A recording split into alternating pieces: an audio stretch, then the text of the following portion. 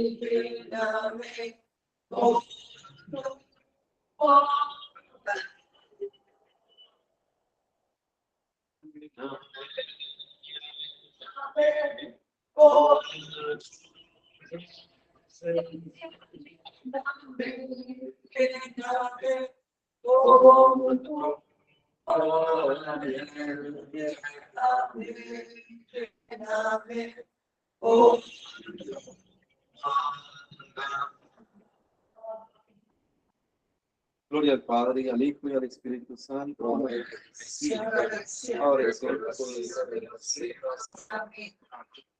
Bien, mis hermanos, aquí vemos en este evangelio que hemos acabado de escuchar, una de las, podemos decir, de las predicaciones o funciones más importantes que realizó Juan Bautista, que fue mostrar al Cordero de Dios, nuestro Señor Jesucristo. Vemos que nuestro Señor, vemos como Juan Bautista, después de que lo estuvo anunciando durante un determinado tiempo, después de que estuvo predicando en el desierto, recibe el regalo de Dios de encontrarse con nuestro Señor Jesucristo. Y dice el Evangelio que desde que Juan Bautista lo vio venir desde lejos, lo reconoció y lo mostró a las demás personas. Esa es como la función, pues, de todo predicador: mostrar a nuestro Señor Jesucristo, no solamente con las palabras, sino también con los gestos. Y vemos cómo Juan Bautista le da un nombre muy importante, es como un nombre que podemos decir que ocupa un lugar importante desde el Antiguo Testamento, y lo llama el Cordero de Dios. Recordemos que son las mismas palabras que el sacerdote pronuncia antes de la Santa Comunión. Este es el Cordero de Dios, el que quita el pecado del mundo. Y ya esta figura del Cordero estaba presente desde el Antiguo Testamento. Vemos cómo los judíos, ellos cada año celebraban la Pascua. ¿Y cómo la celebraban? Pues la víspera de la Pascua la celebraban era sacrificando un cordero, y ellos hacían todo un rito, y era un requisito indispensable, primero para conmemorar esa liberación que tuvo el pueblo de Israel cuando Dios liberó a Israel de la esclavitud de Egipto, que fue por el paso del Mar Rojo a través de Moisés, y cómo Dios los pasó de la esclavitud a la liberación. Conmemoraban ese gran acontecimiento. ¿Sí? Esa es la Pascua de los judíos, y ellos la celebraban cada año, y la celebraban era eso, haciendo el rito de sacrificar el cordero, y tenía que ser un cordero sin mancha, sin defecto.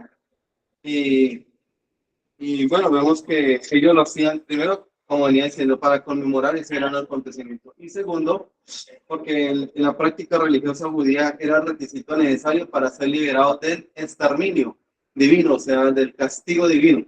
Y eso es lo que nosotros también celebramos en la Santa Eucaristía. Cada año, obviamente, celebramos la Pascua como el paso de la esclavitud a la liberación, pero ese paso de la esclavitud a la liberación ya no una esclavitud física, humana, sino ya una esclavitud espiritual. Nosotros hemos sido esclavos del pecado, pero por la sangre de nuestro Señor Jesucristo somos liberados, por un lado porque obtenemos el perdón de Dios, por otro porque recibimos de Dios la gracia y la fuerza para alejarnos del pecado. Recordemos que la conversión no es un fruto meramente del esfuerzo humano, sino que debemos contar con la ayuda de la gracia de Dios. Decía un predicador, nosotros ponemos el querer dejar el pecado, y Dios pone el poder.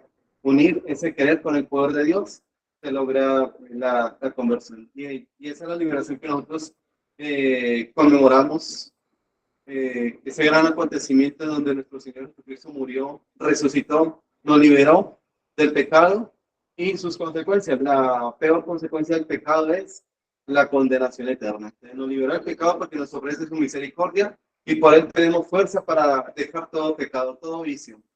Y aparte de eso nos libera de sus consecuencias, que es la condenación eterna. Esa es la verdadera liberación que nosotros hemos recibido y que nosotros lo celebramos como esa Pascua, ese paso también de la esclavitud a la liberación. Y cada vez que nosotros celebramos la Santa Eucaristía, estamos consumiendo ese Cordero sin mancha, que es el Cordero de Dios, nuestro Señor y Salvador Jesucristo. O sea, en el Antiguo Testamento, el Cordero, el animalito, era solamente la figura de lo que es hoy en día la realidad. Y dice el mismo Jesús en su palabra: quien come mi carne y bebe mi sangre, a mí también, y yo lo resucitaré en el último día. Dice, quien no come mi carne y no bebe mi sangre, no podrá tener vida eterna. O sea, es requisito para la salvación. Obviamente estamos en una situación difícil y aquí es importante que las personas comprendan esta situación que estamos pasando en la iglesia, y es por un lado, pues, no participar de ritos eucarísticos que estén en comunión con el Papa verdadero. Por un lado eso. Y segundo, que no se nos olvide que la Eucaristía debe ser, en muchos de los casos, presencial. Obviamente, hay situaciones, vuelvo lo digo, en que toca hacerla virtual, y cuando las circunstancias se dan, pues Dios permite, o Dios vale la misa virtual. Vale la misa virtual. Pero cuando se puede estar en la misa virtual, se puede recibir el cuerpo de nuestro Señor Jesucristo sacramentalmente, y no se hace, y prefiere cambiar más la misa presencial que virtual, eso no vale. No vale.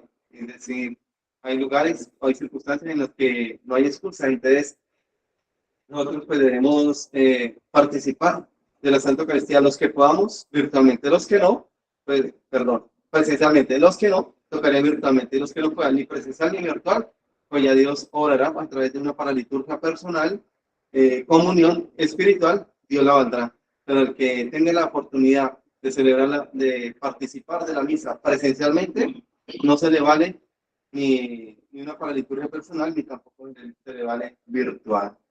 Ya si usted quiere participar en virtual, particípala, pero si es domingo, vaya a la misa presencial. Con el sacerdote que no vaya a ponerla en comunión con el falso papa. Porque recordemos que el falso papa es falsa iglesia. Y ponerse en comunión con el falso papa es cortar comunión con el papa verdadero. Y cortar comunión con el papa verdadero es cortar comunión con la iglesia verdadera. Ahorita pues sabemos que humanamente no tenemos el papa, carnalmente, era Benedicto XVI, ya pues está en la presencia de Dios, pero sí seguimos estando en comunión con el Papa verdadero en cuanto a figura, es decir, los papas verdaderos que han estado como los papas verdaderos que van a llegar. En cuanto a la figura, sí estamos en comunión con el Papa verdadero. Ahorita humanamente no lo hay, solamente está pues en figura y espiritualmente. Pero bueno, esto es requisito indispensable para participar de la Santa Eucaristía: comunión con el Papa verdadero. Si estuviera vivo, con él. Si no, pues el Papa en cuanto a la figura de la Iglesia general. Entonces, pero sí debemos participar de la Santa Eucaristía. porque en ella pues nosotros conmemoramos ese gran acontecimiento donde fuimos liberados de ser esclavos del pecado a tener la libertad de los hijos de Dios. Celebramos ese gran acontecimiento. Nuestro Señor Jesucristo vuelve y hace presente su pasión. No es que Jesús vuelva a repetir su pasión todos los días, la repita, no, sino simplemente ese acontecimiento que ocurrió una sola vez, hace 2000 años, se actualiza, se hace presente, haga de cuenta como un eco. O sea, usted hace un solo grito, es uno solo, pero se escucha varias veces, pero es el mismo grito. ¿Sí? Es así, se actualiza ese gran acontecimiento. Eso es lo que pasa en la Santa Eucaristía. Y bueno, aquí vemos que Juan Bautista nos muestra y confirma pues la divinidad de nuestro Señor Jesucristo. Y también Juan Bautista habla de las dos clases de bautismo, el bautismo de él, que es un bautismo signo de conversión, y el bautismo de nuestro Señor Jesucristo, que es, dice que vino a bautizar con Espíritu Santo y fuego. ¿Sí? El bautismo de Jesús, prácticamente con Juan Bautista, es un bautismo que es de conversión, quiere decir de renuncias, renunciar al pecado. Y el bautismo que nos trajo nuestro Señor Jesucristo, ya es un bautismo que es de abrazar el bien, abrazar la fe, recibir el Espíritu Santo.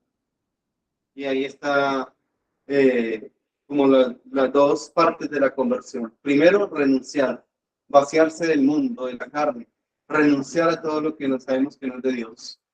Y segundo, abrazar el bien con buenas obras.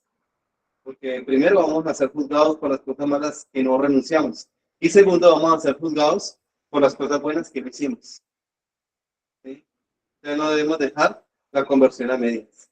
No debemos quedarnos solamente con que yo no le hago mal a nadie, yo no hago cosas malas, pero también si no hace buenas obras, pues la conversión queda a medias, queda de tibios. Y dice la palabra de Dios, que a los tibios los vomitaré de mi boca. Sí es importante renunciar, despojarse del mundo, pero también es importante las prácticas de las buenas obras, especialmente la fe, el testimonio, hacer el bien a los demás, prima el bien espiritual, el bien del alma por encima del bien físico, y toda clase de buenas obras también ofrecidas a Dios. Amén.